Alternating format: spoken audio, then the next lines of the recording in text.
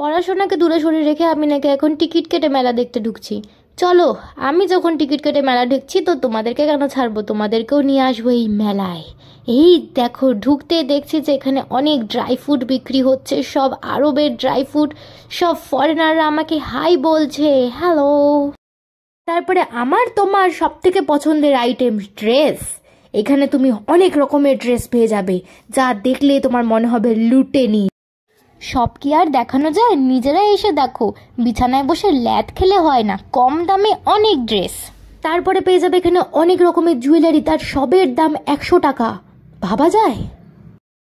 খুঁজে পেলাম দুবাইয়ের ইয়াম্মি চকলেট, যেটা দুবাই থেকে এসেছে। দুবাইয়েরই সব চকলেট এখানে ভেরি টেস্টি, ভেরি টেস্টি।